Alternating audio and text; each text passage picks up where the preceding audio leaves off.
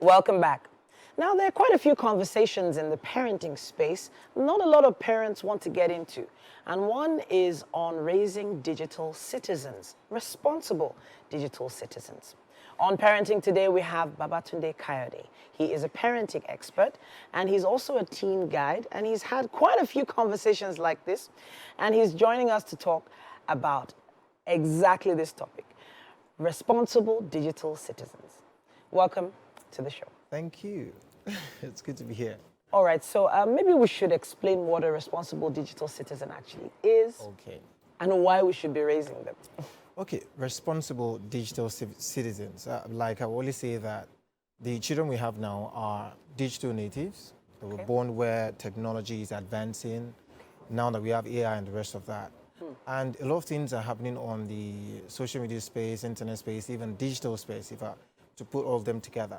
Now, being responsible is knowing what to do and what not to do, the pros and the cons of, getting that part in the digital space, either online or offline with your device, whether you're out there or indoors.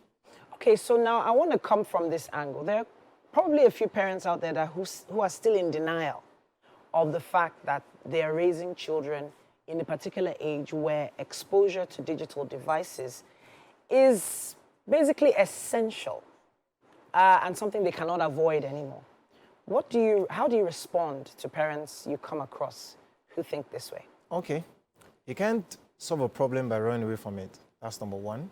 Okay. And number two, like I always say, that you should understand the times. Now, you said it is very essential for them to have it.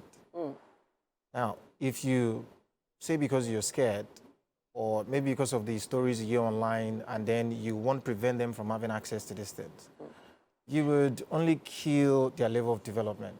Okay. But instead, what you need to do is to pay attention and help them figure out a better way to handle these devices. Okay. And that means you getting involved and getting intentional about it. So it's not just about withdrawing, it's about providing it, but with a guide. Okay. There should be certain parameters that have to be set, Okay. as far as using those devices are concerned. Okay, so let's talk age group now. On Parenting here, we focus on everything from infancy to probably teenage years. How soon is too soon to hand a digital device to a child? How soon is too soon? Okay, my first son is 4. Okay. And, he's learning stop motion animation. Slow motion animation? Stop motion animation. Stop motion Yes. animation. I'm and teaching he's him. 4? Yes. Wow. And I'm teaching him that. Okay. And I see that he just loves to handle this device. Okay. So, from his age, let me begin to teach certain skills. But he knows when to touch he doesn't have a phone. Okay. Doesn't have a device. Okay. I use mine to do the teaching. He knows when to touch it and when not to touch it. Okay. But even before you get to the age of handing these devices to them, you need to start teaching them how to be responsible first. Okay. And then, of course, a lot of parents would, like I was saying, some would say until their child gets to 16, some would say until their child gets to 20. But you should know that when you delay that much, you're going to reduce the level of development. Your IQ also is going to develop. So I would feel that even from the age of 3, Yes. it's not a problem. There are so many things they could do online. All right, you don't have to be scared. There are so many things you can introduce to them online. Of course, we have Coco Melon. Okay. That some parents, of course, it's a device. If you give it to a little child because you want to make the child to stop crying, you're introducing the child already to the digital world. Okay. And the child gets it and then stop crying because Coco Melon is played.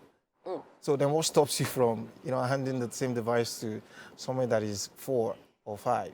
So I want to talk a bit about our cultural context and our environment. So we are in Africa.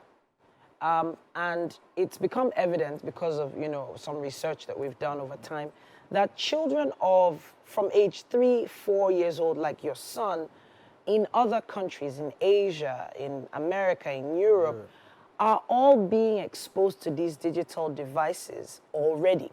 It's all around them. So, meaning that our kids are being held back basically by parents Of course. who don't understand how to introduce it. So now let's talk parameters. what are the parameters that you believe parents should put in place when making that introduction? Okay, now this is what you should put in place. Number one, there needs to be ground rules. Okay. All right, you said screen time. You know, like I was saying, you can use Google Family Link Okay. to know exactly what you're doing. And then even on the device you put in your hands, you can set certain limitations. Okay. There are certain applications they can have, there are certain applications they can't have. Okay. Okay? If you use Google Family Link, you can reduce that. Now, for a little child, let's say 3, 4, or even 6, 10, you could just limit the major social media app to WhatsApp. Okay. And then reduce the number of numbers that you have there, basically for communication. These devices are very good communication tools. Imagine when you're not with your child, or you're not with your children, and then they need to communicate to you, they need to tell you something, or something is wrong with them and you're not there. Do they have to wait for you to get back home? You could use that. Now we have YouTube Kids, not the main YouTube Kids, where they could go there and learn. There are so many things they could learn. If you notice that your child likes to draw, your child likes to sing, your child likes to cook, there are so many things they could learn there without having access to those sites that questionable you're concerned, sites. yes, you're concerned about. So you could actually use that family link to block those sites. You know what? I wish we had much more time to talk about this, but I feel like people at home have questions, and we'll do what we can to answer those questions online for you.